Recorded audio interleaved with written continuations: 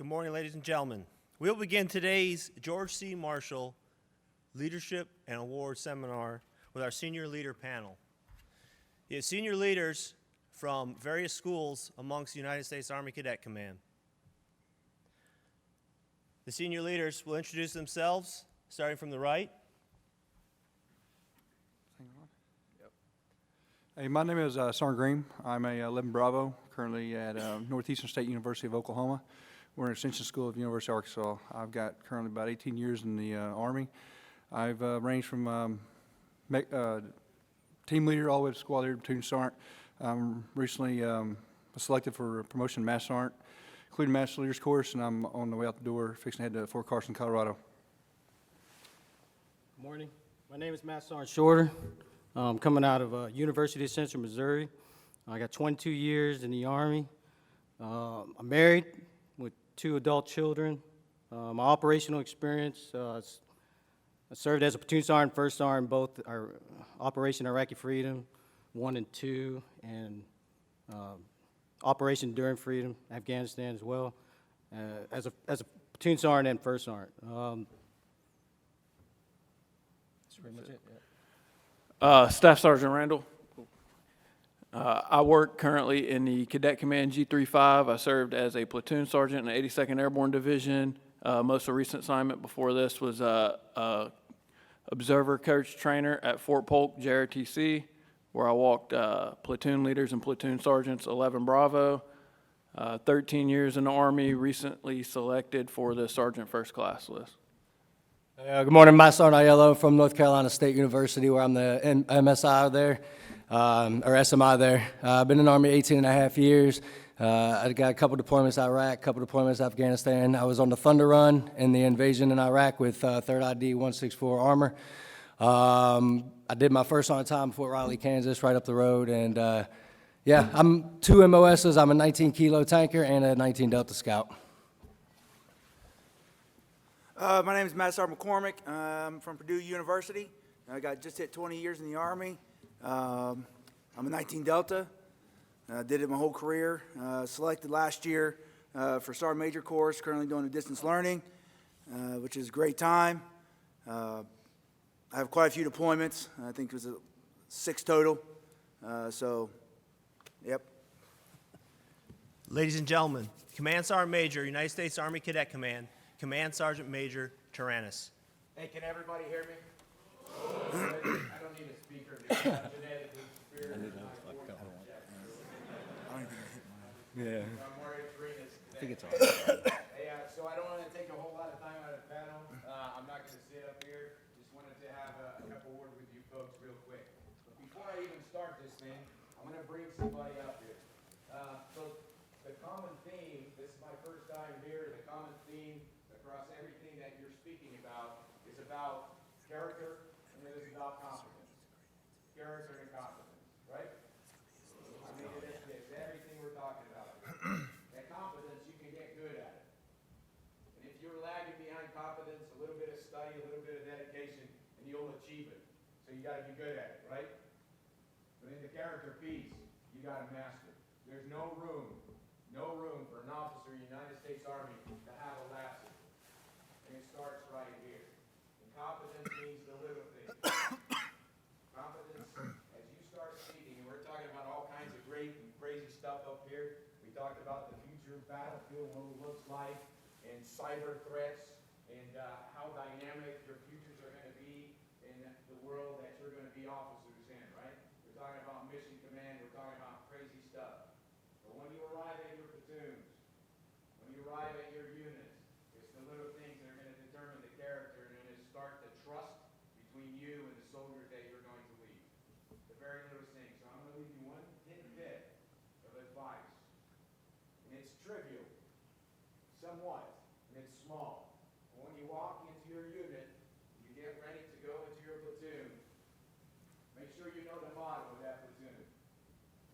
Because when you come across an enlisted person and you have to salute him, don't give him the wave.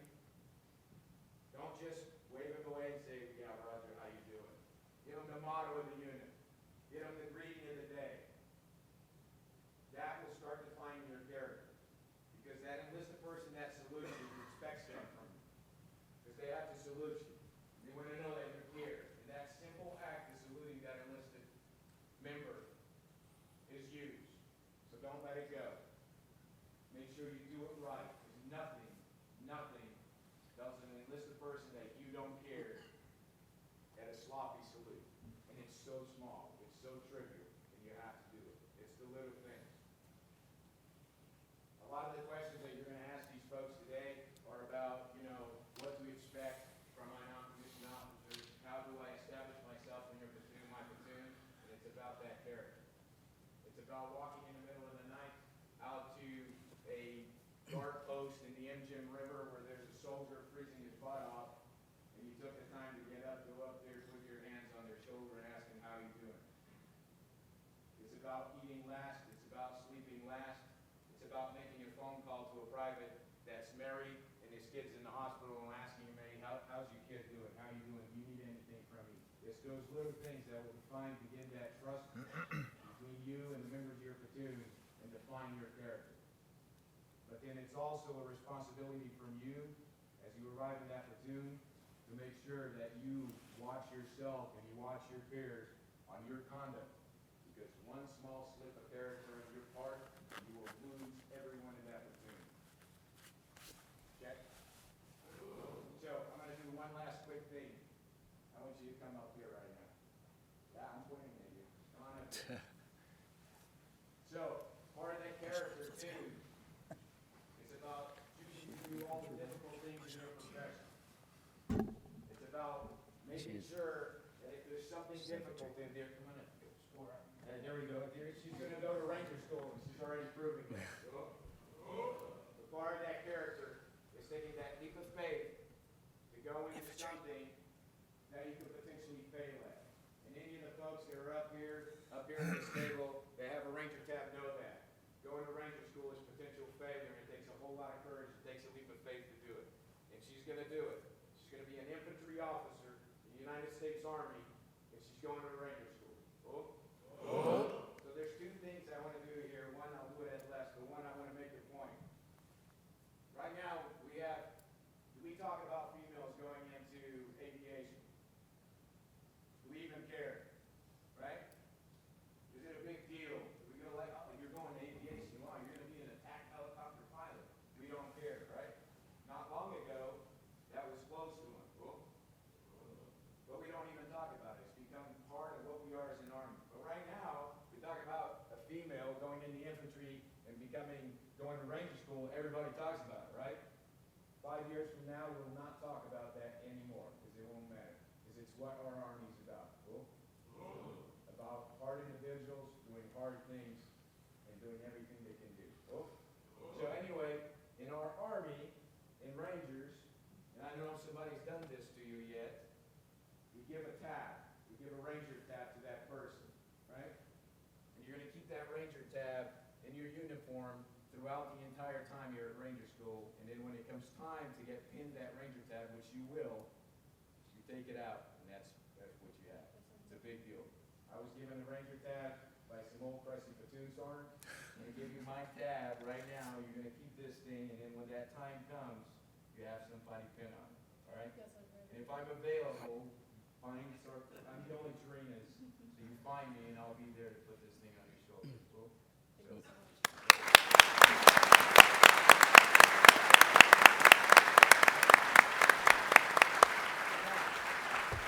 One last and absolutely unequivocally important thing, right? This is personal. This is extremely personal. I am losing to the CG on the Instagram fight. It hurts. It hurts bad. It hurts bad. So, I just did a most awesome thing up here. CSM _ Army ROTC. CSM _ Army ROTC. We got it all, right? I lost the 1,000 battle. I will win the 2,000 battle. Cool? Thanks, guys. Hey, real quick, can I cap on that real quick? Can I cap on that? Hey, real quick, I want to cap on something the Sergeant Major just talked about, because when I was in class yesterday, I got asked, hey, Master Sergeant, what do you expect from a female armor officer that is coming into, your platoon and everything? And I want you to know something right now. We absolutely expect nothing different. All right, not if it's a male or female, it's going to be the exact same. All right, tactics, able to lead from the front, and able to just be out there and train and lead and fight with soldiers. All right, there's no difference out there from a female leading and a male leading. Okay, I just want to make sure that's clear. All right, and then the Army's the Army's changing. So if females are coming into that leadership role, and old guys such as us and fellows out there, we can't adapt to it. It's thank you for your service. It's time to go. Okay. We got to change with the Army as it's changing. My bad. Just wanted to throw that out there. All right, this time, feel free to ask any questions to any member of our panel, or just direct a question to the panel itself. All right, I'm done, by the way. We got a question to the left here. I never scared. Stand up and use that grown-up voice. It's okay. Use that leadership presence, You're going to be in front of the platoon sooner or later. Yep.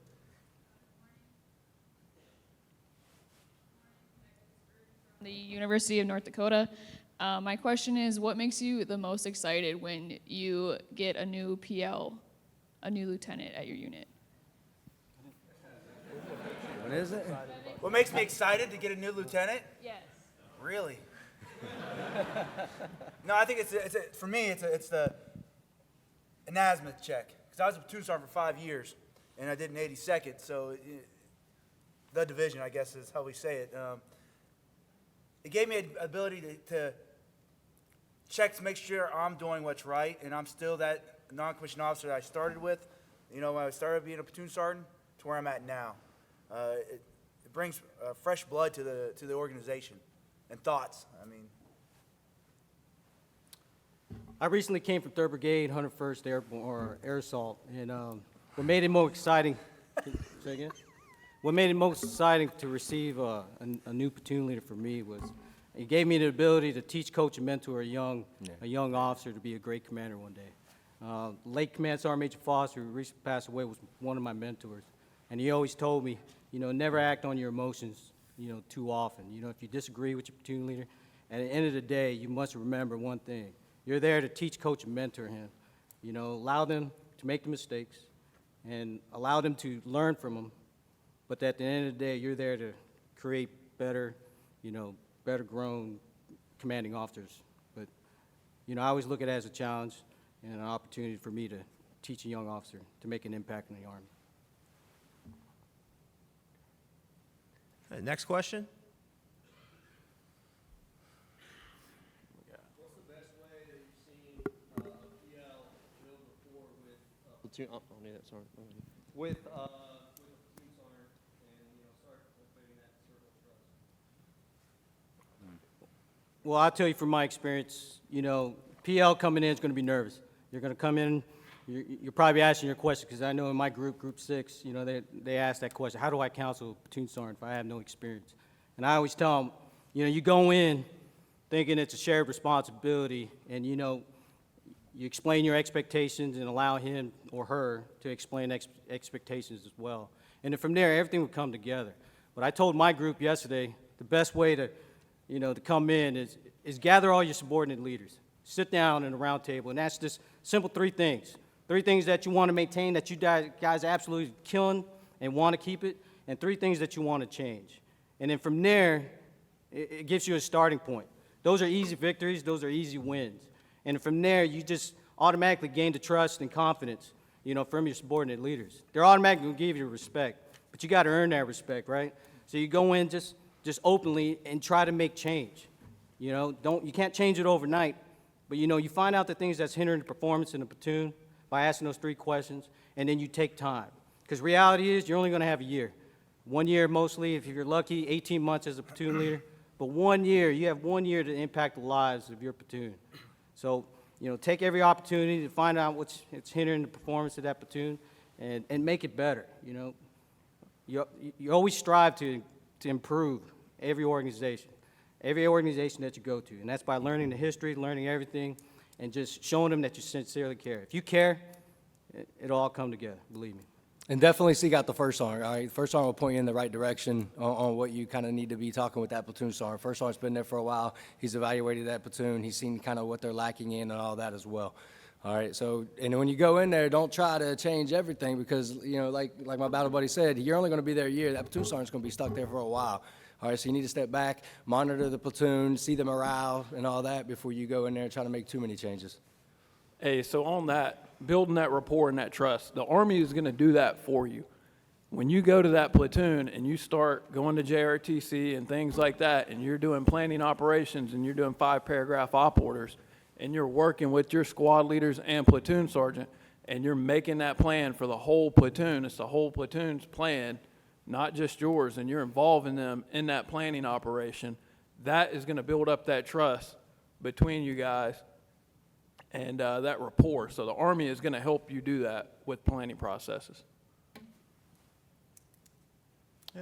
Next question. Cadet Binning, Tulane University, New Orleans. This is a question for the whole panel. Could you share one or many misconceptions about the NCO Corps? There's nothing wrong. Did you say a misconception about this? Oh, I thought you said something wrong with it. I was going to say nothing. So, like,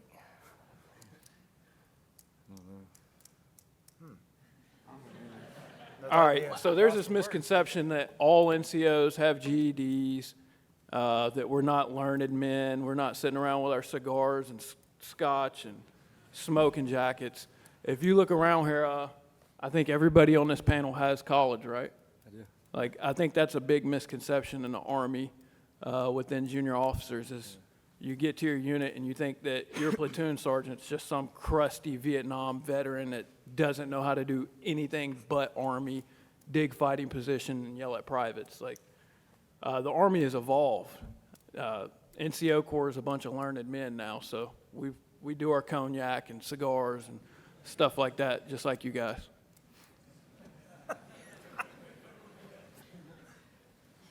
I think another misconception is that there's an NCO way of doing things and there's an officer way of doing things. Don't always have to be.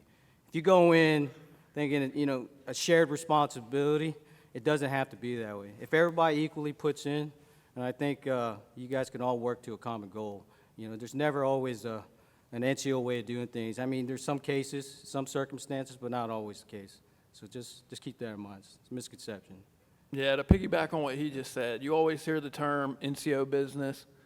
There's no such thing as NCO business. We're all leaders. It's leaders' business. At the end of the day, you're responsible for everything that platoon does or fails to do. It's your business. It's leaders' business. So don't go in there thinking, well, that's NCO business. I'll let the NCOs take care of it. You have to be involved with that business just as much as your platoon sergeant counterpart. I used to tell my platoon sergeants, everything that involves breathing, that's your deal, you know, but you help your platoon leader assist in accomplishing those goals or tasks, whatever it may be. But, you know, your job as a platoon leader when you go in, you know, you're there to plan training, you're there to execute training and meet the commander's intent. And then NCOs are kind of the workhorses. You know, that's what they want to do for you, so just keep that in mind. NCOs want to work hard for the platoon leaders, and they'll do everything they can to make sure that you're successful. And just keep that in mind. You can't do it on your own. You know, it's a shared responsibility amongst the junior leaders, amongst all the leaders within the platoon. And you guys all work together, you know, to accomplish those goals. Just keep that in mind. Please wait for the microphone before you ask your next question. All right, next question.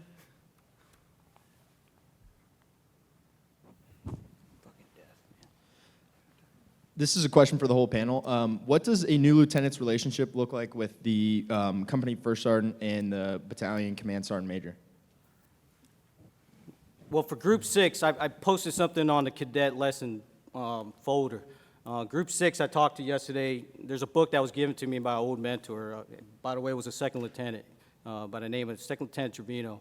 When I first came in the Army in 1996, long story short, you know, he always pushed me. He knew something I had drive, and I always wanted to be successful. And he gave me this book. It was called Officers and NCO Relationship. And it's a simple book. It's an easy read. But bottom line, it's words of wisdoms and tactics and techniques of, you know, what to expect between officers and NCOs. And I've used that as a reference throughout my entire career, 22 years. And as I gained responsibility throughout the years of my career, I've given that to my subordinate leaders. And, you know, I was a first sergeant just recently, and I gave it to all my platoon leaders. But in that book, it gives you tips, what exactly a platoon sergeant PL should expect from one another. And it also talks about the company commander and first sergeant. It also talks about battalion sergeant major with the platoon leaders, battalion commander also with the platoon leaders. The relationship to your specific question, first sergeant and the platoon leaders, just remember, he's not your friend. Use him as a tool. Use him as that tool to gain the understanding of what the organization is about. You know, you're part of that team, but, you know, lean on him through his experience and what you can put in your kit bag.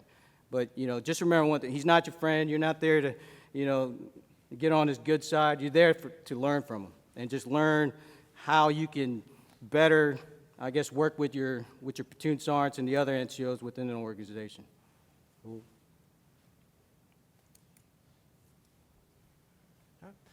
Next question.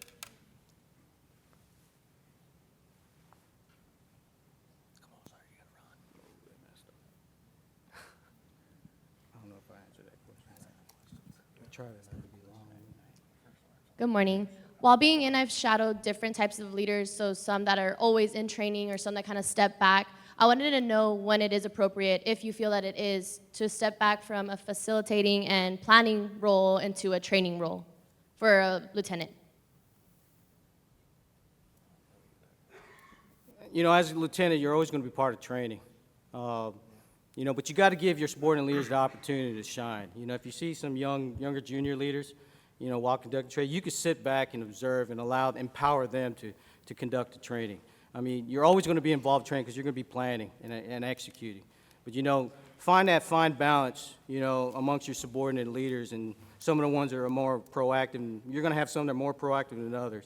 But, you know, empower those, you know, subordinate leaders underneath you and find that balance where you can back off and facilitate and, you know, and observe training. But, I mean, you're always going to be involved somehow. Yeah, so with that being said, don't be scared, like you're saying, take a step back. You're always involved in that training, like First Sergeant said, but when you take that step back, that squad leader or whoever, allow them that opportunity to run that training, even if it's PT. So all you guys and gals are going to leave here and write NCOs, right? If you are the head of PT, you're running PT, you do 100% of the planning for PT, you're leading it the whole time, and you go to write that squad leader or platoon sergeant's NCOR and say your platoon PT average is lower than expected, you cannot fault it on that squad leader or platoon sergeant, whatever, because you led that PT. Involve your subordinate leaders, allow them that opportunity to lead, and that's how you'll be able to evaluate them effectively. You know, not only will that you and your platoon sergeant will be the ones that's going to set everything up. You're going to be the ones that's going to overwatch it and grade and make sure your squad leaders are doing what's right. But get in there with them too. It builds a lot of trust when you're like, you know, hey, squad leader, you know, Snuffy, I'm going to jump in there and I'm going to be a regular Joe. I want to make sure, you know, 'cause it's going to help build your confidence and the confidence within your soldiers to see that you're willing to get out there. Not that guy that's standing back and just, you know, with his arms crossed, just, you know, General Patton it, watching, you know. Get in there, get dirty with them. Even if it's just meaning, you know, being a regular Joe, asking questions of your squad leader while you're conducting training, because it shows that it's all right to ask questions. And that's one of the things I've always tried to stress on in training is ask questions. Ask those questions, because there is no wrong, you know, no stupid question. Because if you don't know, you don't know, and a lot of soldiers don't know, and they don't ask questions. But if you're that leader who wants to help break the ice there, get them soldiers to start asking questions to their squad leaders, they're going to respect that more. I can't remember how time been down to the motor pool and the PL's been down there busting track on the tanks and the Bradleys and stuff with the platoon. And then later on that night, us talking about it. Like, hey, did you see LT down there? He was, you know, helping us out and doing what he can. And it starts to build that trust, like he said. Next question.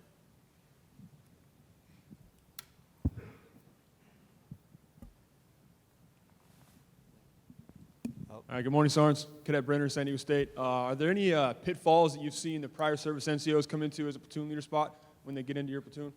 Oh, yeah. So that does happen. So for your prior service, you got to step back from that platoon sergeant role. I have seen that happen where new PL is prior service, E7 from regiment, and platoon daddy mode comes out in them when something doesn't happen right, and it's show of hands of how many of you know how to drink water and half right face and stuff like that. But try to step back from that role a little bit and allow your platoon sergeant to work his space and evaluate him.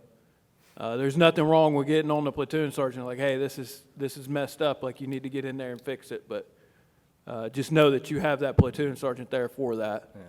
Yeah, think about it. They don't need two platoon sergeants. They need a platoon leader and a platoon sergeant. They need mama and daddy, not two daddies.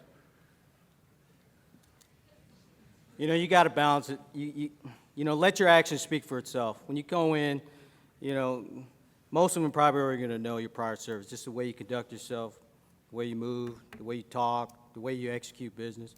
You know, let your actions speak for itself and let it reveal the type of leader that you are.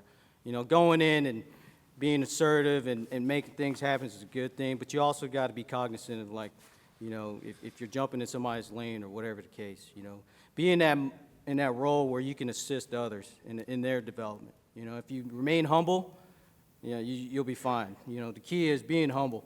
You got to be humble when coming in and help those, you know, that are, you know, not performing as up to par or whatever the case may be. But, you know, be in that active role where you're assisting others, and that's how you build a team.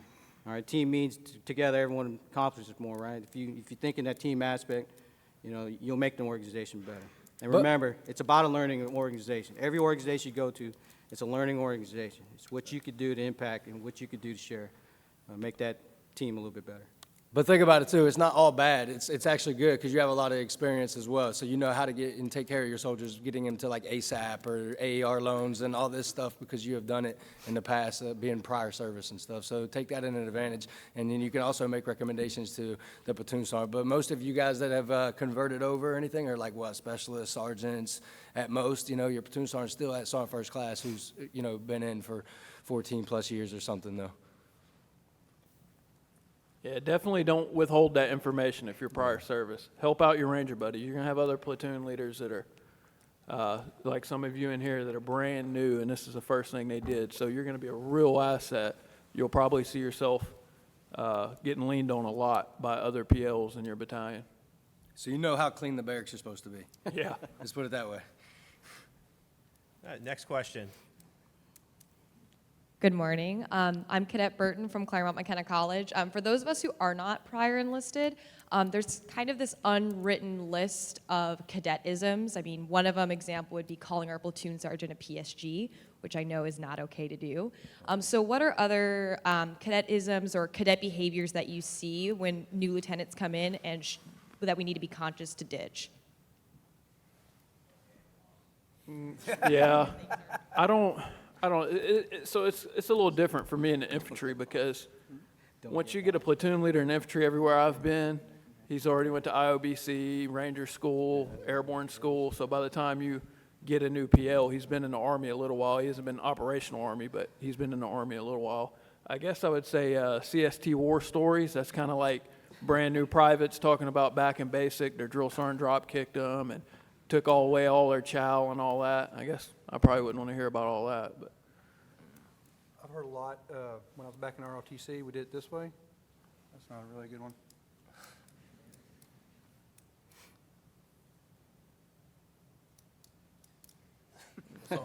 Honestly, that's a hard one. I haven't heard a lot of cadet-isms, honestly, but in the infantry, I think it's a little different because they have a lot of time before they get to the platoon level. Yeah, and when you go there anyway to your platoon, you just don't want to hop right in and start taking charge and all that anyway. You need to evaluate your platoon. You know, like I said in the beginning, check the morale out and everything like that. And then with that being said, it could be off track, but don't listen to, give everybody a fresh start because you might have that one, you know, private or something in that platoon who's been a bad egg and all that. But when you get there, don't put him in that basket already. Give him another start or whatever. It could be the leadership that he was faced with before you getting there that he needs to adapt to and adjust to, and he might like your leadership better. So all I got to say about that. All right. Take a question from the left side here. Morning, gentlemen. You already sort of talked about this through NCOERs and evaluations, but as new lieutenants, we're coming in and we're new, so we're going to obviously be trying to learn a lot from our NCOs. But we're also placed in a position where we rate them and we're their senior raters. So I guess my question is, what as lieutenants should we look for when rating our NCOs, and what guidelines should we set in that initial counseling to set them up for success and the platoon up for success? Well, I think initially you need to sit down and you two, the platoon sergeant, platoon leader, need to have that discussion. He's going to give you, he may have been there for 3 years. He's going to tell you, you know, this is what we're good at. This is where we're standing right now. He should. And like we said, pick those 3 things or those 5 things. You're not going to accomplish everything you want in that first year. But say, that, you know, I've noticed that we lack in this, this, and this. Yeah, because you observed for the last couple of weeks, and you know what right looks like. And some say, you know, I see this is where we're at, but these are my goals that I want to set. And you guys should, they should be a shared goal. And it should be, and also reflect your commanders, what your commander wants to do with the company, right? Because we're all, you know, going up towards here. One team, one fight. You can't do one thing here, because I have had that experience where a platoon leader wanted to do his own thing, and he didn't want to follow the commander's the commanders, and he wasn't a platoon leader that long. You know, you can't. Your commander's going to give you guys guidance day one on where he sees that, and you and the commander in first sergeant, at least I know we did. We always sat down with the new PL and gave him a brief on our troop, and then the platoon sergeant, he'd get on me, the platoon sergeant, and then they would have their thing. And then shortly, after a week or two, he'd do a counseling for him on his objectives that he wants to accomplish. And that platoon sergeant should be like, Roger that, you're the PL, you're in charge, and I agree, because you've had that discussion already. And then he starts working towards that, and it makes it easier for you to write that NCOER down the road, because you'll start seeing that change. And it makes it, just continue to counsel him throughout it, especially if he gets a little sidetracked. Know doctrine, know your job, and also solicit the advice from your subordinate leaders. You know, you got to sit there and know what the expectations are. If you know doctrine and you know what your requirements are as a platoon leaders and duties and responsibilities of your subordinate leaders, that'll kind of guide you on what your expectations are or what they should be from your subordinate leaders. And it's got to be open dialogue between you and your subordinate leaders. You know, you could sit down with your platoon sergeant and discuss what expectations are of your squad leaders. And then you move your way down. Then you go with your squad leaders and you ask them to have an open dialogue and honest discussion about what our expectations are of your team leaders. And then all the way down, you know. But it's got to be open and it's got to be honest, you know, discussion and realistic expectations from your subordinate leaders. But solicit that information. You're not going to know it. You know, you'll know what the duties and responsibilities are for every, because you guys have been practicing it. But, you know, solicit that information from your subordinate leaders. You know, lean on them from their experience. You know, empower them. By asking them, it's going to empower them. They're going to look at you and it's like, wow, he's actually asking me for advice or whatnot. You know, make them part of the team, and it'll guide you. Yeah, with that, on your own, do some time to self-study. Know an NCO's timeline. Know when they should be going to SLC, when they're going to WLC, things like that. A lot of the officer corps doesn't dig in that until a later level. But as a platoon leader, do some self-study, because you're going to have soldiers in your platoon that are ready to go to BL or basic leaders course, senior leader course, things like that. Know that. And that'll help you guide that NCO's career as well and help him set goals for him or herself. I told the group yesterday, you know, Group 6, I told yesterday, the best way to learn your soldiers is print out their ERB. I mean, I do that with my platoon sergeants when they're getting ready for promotions. But you as a platoon leader, when you go in there, the best way you can learn your soldiers is print out the ERBs and have inside your leader's book, you know, an ERB. You guys have cadet records brief, right? CRBs, I think that's what they're called. And it tells everything about you. Well, your soldiers also have what's called enlisted. It's called Soldiers Readiness Brief, or I believe it was called now. But, you know, there's a record. Every soldier has it. But if you're smart, you put that inside your leader's book, And that'll guide you. It tells you when they arrived to the unit, when was the last time he was awarded AEM, when the last time he went, what schools he went to. But use that as a guide. And that also will tell you a lot of information, kind of like their background, where they're from, you know, whether or not they're educated or, you know, got some college, you know, whatnot. I used to tell my platoon leaders, you know, that's the best way to learn. I mean, you can learn names overnight, but you're not going to know your soldiers overnight. And also solicit the information from your team leaders. You know, your team leaders know your soldiers best. So, you know, take the time, utilize those tools, you know, in your kit bag, and take the time to get to know them. Yeah, hey, so we sit up here and we talk about, you know, knowing your soldiers and everything. You need to know their families as well. All right, so if you got a soldier that walks in, you're like, hey, how's Sarah doing? Which is like, could be the soldier's girlfriend or, you know, however. Then that's going to show them that, hey, look, he remembers my girlfriend's name or something like that, you know? So get to know not only the soldier, but their families and their kind of lifestyle as well. Any questions from the right side? Right side's been Yeah, quiet. right side, what's Come up, on, side? one Side question from over sleeping. there. Y'all been quiet on that It's side. all right. Whatever you want to ask, just feel free to ask something. Yeah. Don't be. Well, since there's no questions, I'll keep talking. All right. Hey, so another thing, too, is PL platoon sergeant have to have a good understanding, okay? You don't want to burn each other out. It's not a competition, all right? It's not both of you guys stay till 2,200, 2,300 every night and anything like that, all right? You need to take care of each other because if you and the platoon sergeant are both there all night long, who's going to lead that platoon the next day? Because you could both be tired and everything. So you need to have a balance between you guys, all right? It doesn't take both of you to sit there and do one small thing for the commander that could be done with just one of you, okay? So utilize your time wisely and make sure that you guys take care of each other. Now anybody on the right side? There we go. Yeah. Go ahead, just stand up. There you go. Cadet Colorado SUNY Brockport. For a new PL that's maybe deploying with a unit for that unit has deployed multiple times, what words of advice would you give them, firstly, to do their job correctly, but also, as you just mentioned, you know, allow that soldier opportunities to connect with their family members back home and keep that in their mind, because oftentimes we don't have that responsibility. We're single and are totally focused on the mission. What words of advice would you have for those new PLs? I didn't really understand the question. He lost me. How do we I keep think the that's going to go back to the balance. That's definitely a hard one, but that's going to go back to balance and that relationship and knowing your soldiers and knowing what they're dealing with at home. Some of them may need that time, and like you said, a lot of you are going to go in there single, and you're going to be ready to work until 2200. You're fresh, where they just got back from deployment. I'll tell you something that enlisted soldiers look at that I always looked at change of commands. Anytime we had a change of command formation, and I seen you go up there and the commander's wife was getting flowers, or whoever he had getting flowers, if they didn't have a wife, I was like, oh, damn, this guy's never going to leave work. Like, please let this guy have a wife. Like, so just know, soldiers notice things like that. I always notice that at every change of command, like guys are in a formation, fingers crossed.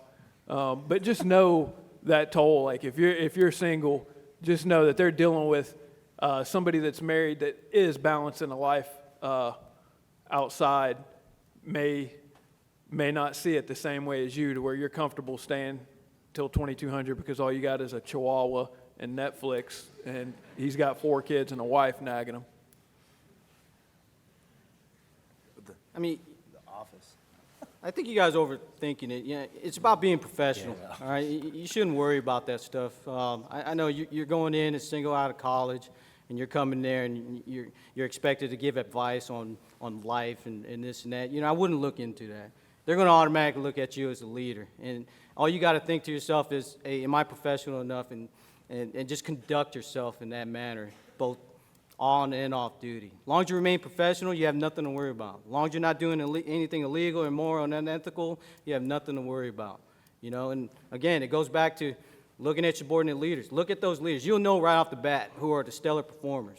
You know, see how they live their lives. You know, and it requires, all it is a visit. See how they live. See how they run their household. You know, that'll give you enough information right off the bat, you know, like about life. Because you got to remember, those guys been in, you know, the enlisted personnel, they have lives too. And, You know, their lives probably not as hectic as yours because, you know, your last few years was college, but, you know, you don't need to look into that. You don't need to worry about it. As long as you carry yourself professional, 24 hours a day, on and off duty, you have nothing to worry about. Our next question. Good morning. So my name is Cadet Barnes from Virginia Commonwealth University. What are some ways that we can award our soldiers and NCOs besides evaluations so that we ensure that credit is given when credit is due and so that they can kind of pad that resume, they can start just for their own success?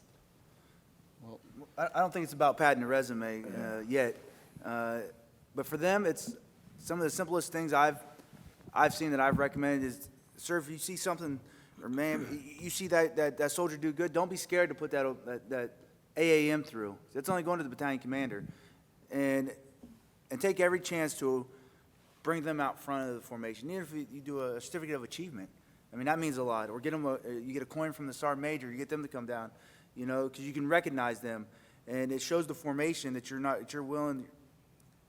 You're always going to get chewed up when you do something bad. It's always going to happen. But to show them that they're doing right, and to ensure rewarding it, they're all going to want to do right. You know, I still go back to the days when we spit shine boots and we had pressed uniforms. Every Monday, first time we'd have a pretty much a competition amongst the whole organization when I was in Germany. And what he would do is he'd pick one person and he'd give them a 4-day that weekend. So every weekend you had one guy that would get a 4-day. And I'll tell you, it spread with the discipline of making sure every Monday it was hard to pick for them. And they awarded them that right there. And that, a soldier's time, if you can give them time, that's probably one of the greatest rewards you can give them, especially in the op tempo of some of these organizations in which you're going to go to. You know, as a company first sergeant, you know, I recently come from 101st, 2nd Battalion 506, and I'm not sure if some of you are familiar with that, but that's the Band of Brothers, Easy Company. I was Easy 7. And to me, that was a reward in itself to be part of that legacy and that history of that unit. You know, I'm proud to be part of Easy Company, and I kind of like, you know, I made all soldiers, you know, understand what the history and lineage was about Easy Company, and I made it mandatory that they watch Band of Brothers when they first came in. That was part of their in-processing. But, you know, that made, at the company level, that made everybody understand, hey, it's not just about me, it's about being part of an organization. And then down to the platoon leader, some tactics and techniques I've seen was like, you know, I told my group yesterday, BAMF, all right? I apologize for, you know, the wording or whatever, but it means bad at, you know, mother effort, right? But you identify one guy that did outstanding of the week, and each platoon did that. They recognized 1 or 2 soldiers. That's just an example. And they recognize in front of the formation, because every Friday you have a release formation or whatnot before you go out to the weekend. But you recognize, you do those simple gestures of recognizing your soldiers for their effort and their hard work for the week, and maybe through a training exercise, and maybe just, you know, in a garrison environment. But that's one gesture. You know, at the company level, it was more just kind of ensuring that your platoon leaders and platoon sergeants were proactive in recognizing, you know, when awarding the soldiers or recognizing efforts of the soldiers. So it's a constant balance. You know, you don't want to overdo it, but at the same time, you want to promote it. You want to promote, you know, recognition of soldiers, because the more you recognize your soldiers, they feel that they're part of something bigger. And it only encourages growth. It only encourages, you know, soldiers to work harder, and you know, you show that you care, and it all boils down to caring. If you care, and they see that you genuinely care, you know, they'll do everything they can to, you know, make you successful. So those are just simple gestures. But, you know, the ERBs, just knowing, you know, because there'll be soldiers there that never received an award. They've been in the unit 2 or 3 years, never been recognized for anything. But that simple gesture of a platoon leader, recognizing that, acknowledging that, hey, look, let's look closely at this soldier and see what we can do to recognize him. You know, just little things like that. You just got to be, cognizant of everything around, you know, within the platoon, the dynamics. You know, you got to see the big picture. Next question.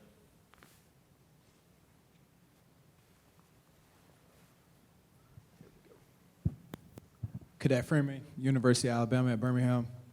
What are some common pitfalls new PLs make when it comes to training calendar and training in general? Oh, that's a good one. So I don't think you guys are trained on this, but there you go to your new unit with all these high expectations. Like, you're going to have all this time and set these awesome goals and get a platoon's PT average up to 327 and stuff like that.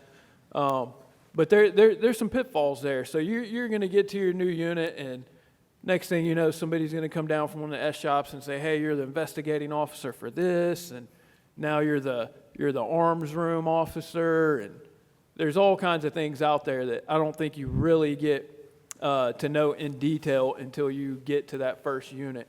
And I think that's a big pitfall, because you show up there thinking that you're going to have all this time with your platoon and be able to set these high standards, and which you can still set them high standards, but it's going to be a hard balance to do that with the things. And not just your additional duties, but your soldiers. You'll have soldiers going on gate guard and things like that. So I think that's one of the biggest pitfalls, is you get there with this expectation and it's a little different than what you thought when you got there. When you're a platoon leader and you arrive, that's the first thing you want to do. You want to find out what the SOPs are, what the battalion SOP, what the brigade. It's about being part of a team. So figure out what the SOPs and what the requirements are of their platoon leaders. And the next thing is, you always want to get a short-range calendar and a long-range calendar. Figure out what the unit's been doing and will be doing in the near future. And then from there, you can kind of find what I call white space. You know, there'll be opportunities in there where you can do platoon-level training. You know, and that's a discussion that you'll have with your commander. Commanders will sit down with the platoon leaders, and they'll solicit information from you on what you want to accomplish or what you want to do based on your assessment of your platoon, because you're going to find weaknesses, you're going to find their strengths, you're going to see what they need to work on, what they don't need to work on, and then you're going to do that constant balance and checks. You know, but that's the first thing you should do, is figure out what they are planning to do. You know, if it's getting ready for deployment, figure out what mental tasks you need to accomplish prior to that, and see what they're weak at and what you need to work on, and then find those little windows of opportunity. But the bottom line is, it's about building readiness, and it's about, you know, maintaining that. And, you know, as a platoon leader, that's all it is. It's about building readiness. It's about, you know, maintaining that proficiency and making sure that you're meeting the commander's intent. But maximize every opportunity to train. I can't stress that enough. When this past Korea conflict was possibly going on, you know, myself and the commander sat there and were like, wow, you know, if we went to Korea tomorrow, you know, what will happen? You know, where are we lacking? You know, and right then and there, we just said, hey, we need to maximize every opportunity, and we kind of stressed that amongst the subordinate leaders. So every opportunity you have, maximize every opportunity to train. And every opportunity that you could see that you can improve on or whatever, you just got to take advantage of it, because you never know what tomorrow will bring. You got to be ready. You got to be ready to deploy, fight, and win. You just have to. You can deploy with what you got. You're going to deploy with the personnel that you have, and you got to be ready to execute the nation's call when called upon. Next question.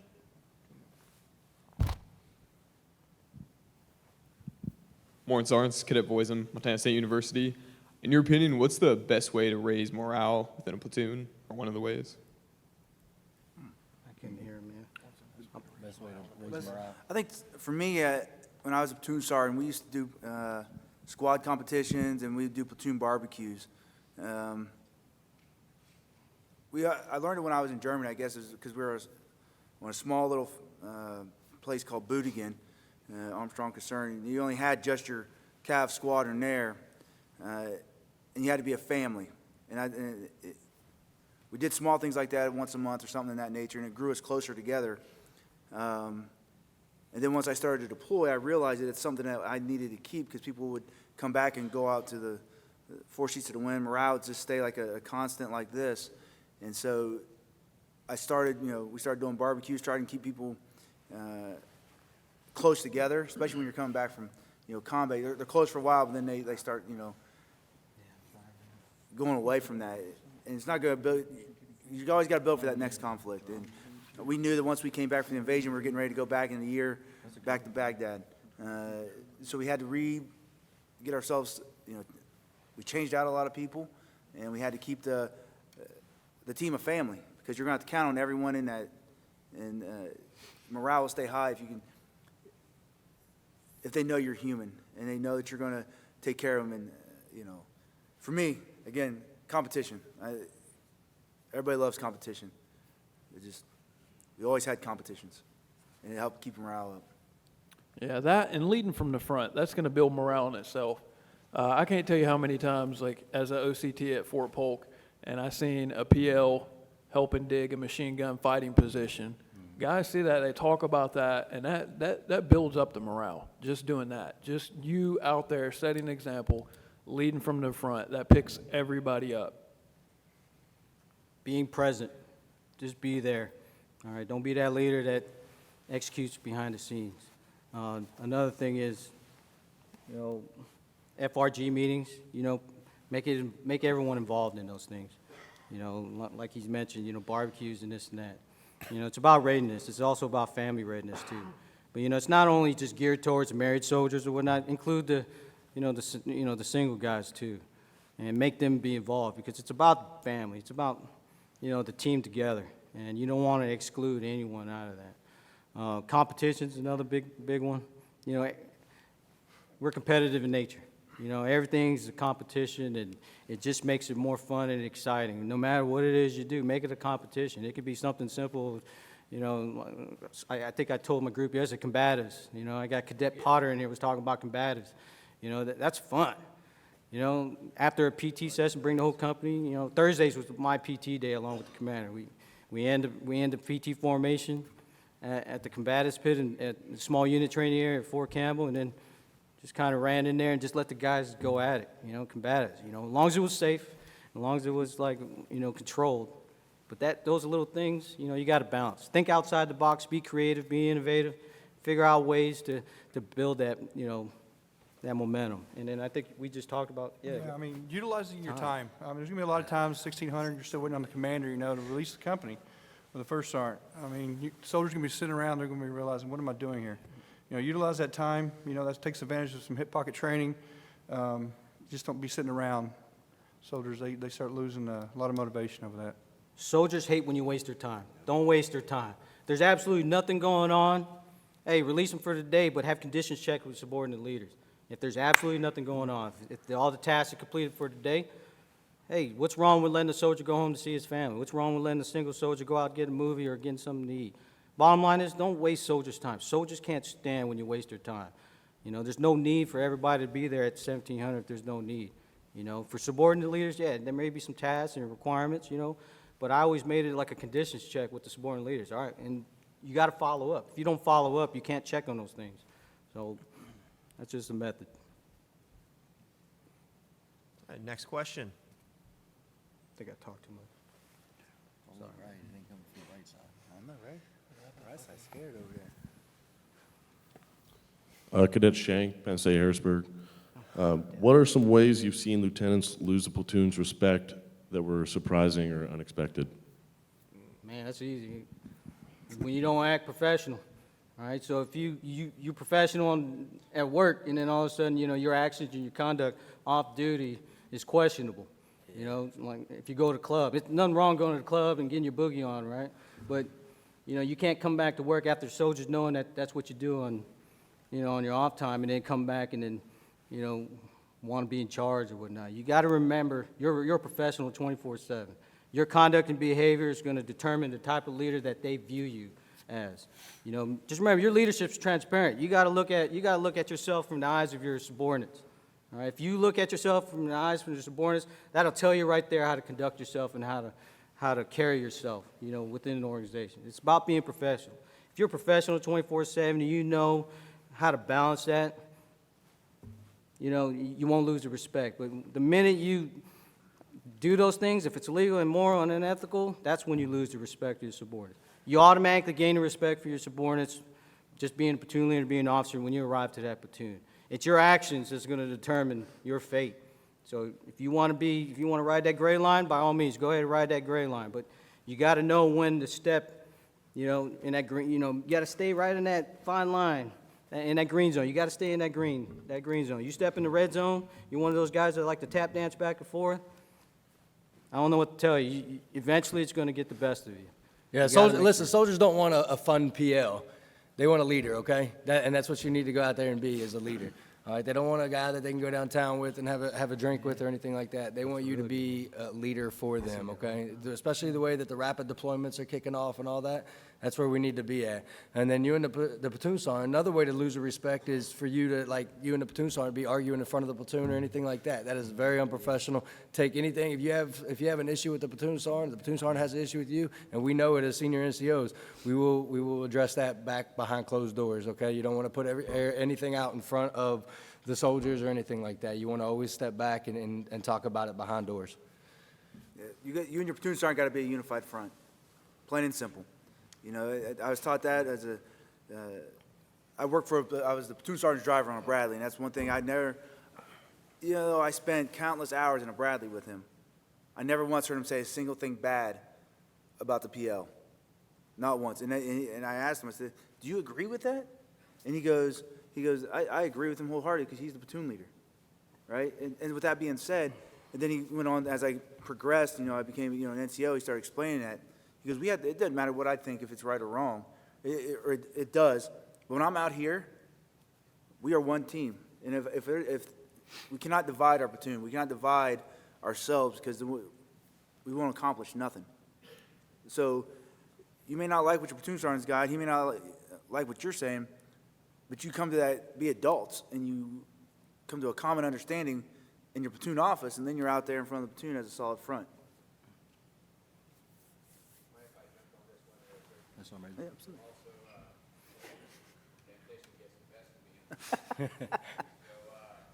Quickest way, obviously, to keep respect from your platoon as a lieutenant is exactly what I spoke about earlier. That's that lapse of character. There's no room for mistake in that. We're not a zero defect organization, but when it comes to character and what you're going to become, there's no room for it. And then the other piece, and some of these folks will agree because they've seen it out there, is the career-driven lieutenant. And the impression that you give to a platoon and the members of the platoon that it's about your career, it's about me and where I'm going. If you are about that in front of your platoon, you'll lose the respect immediately.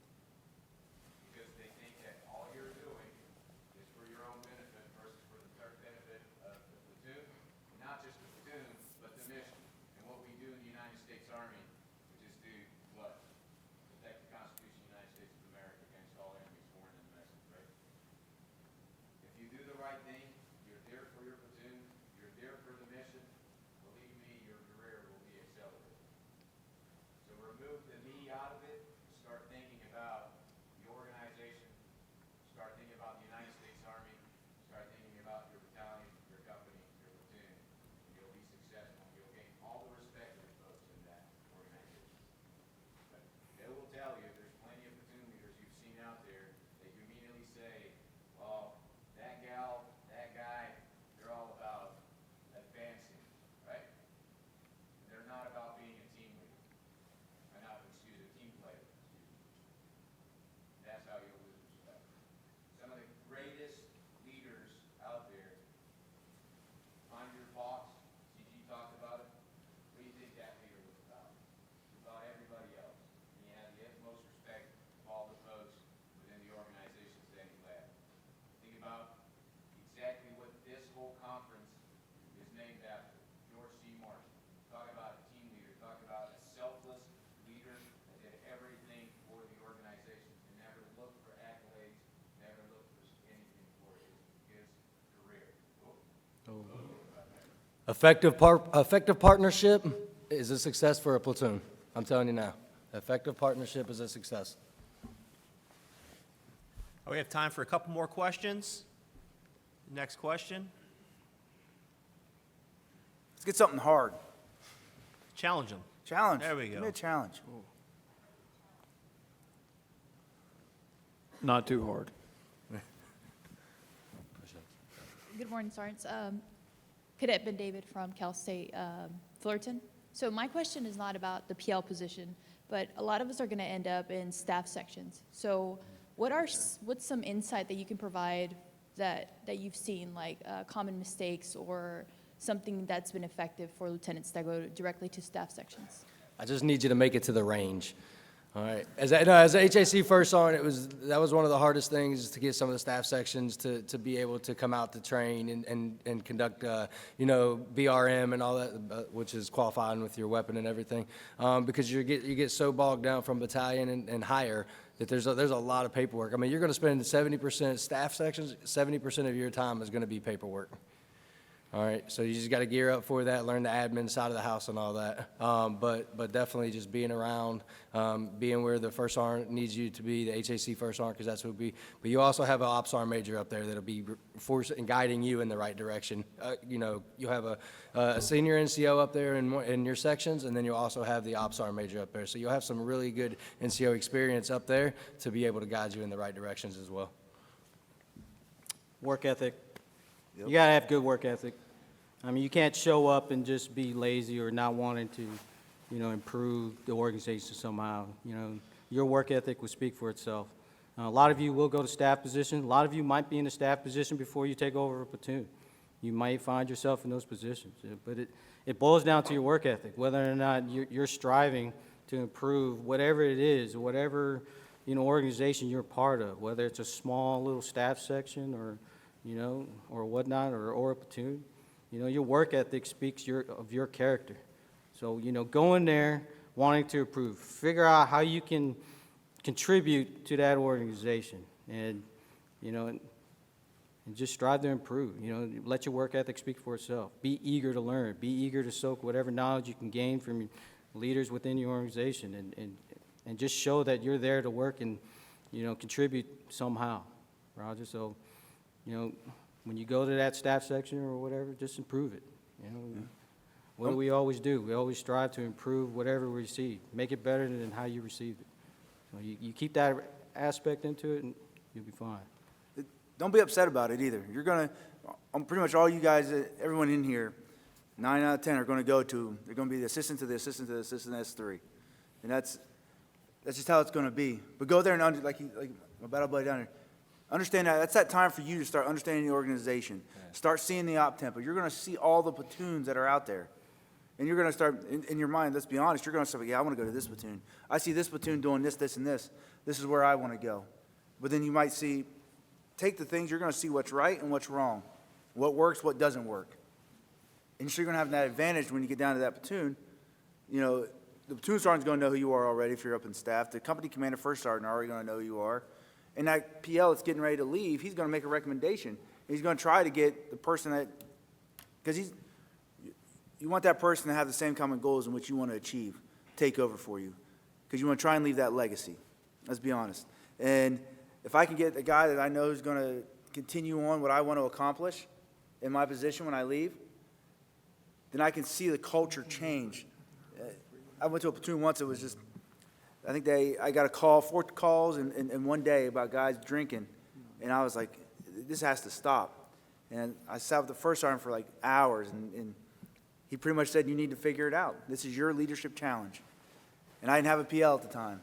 And I was so happy when I got a PL, because I had someone that I could share those experiences with, right? But he knew about it because he came from staff, and he had a plan, and he talked to the S3 and the ops sergeant major. So it was like I already had like a battle buddy already. We were on the same page, so.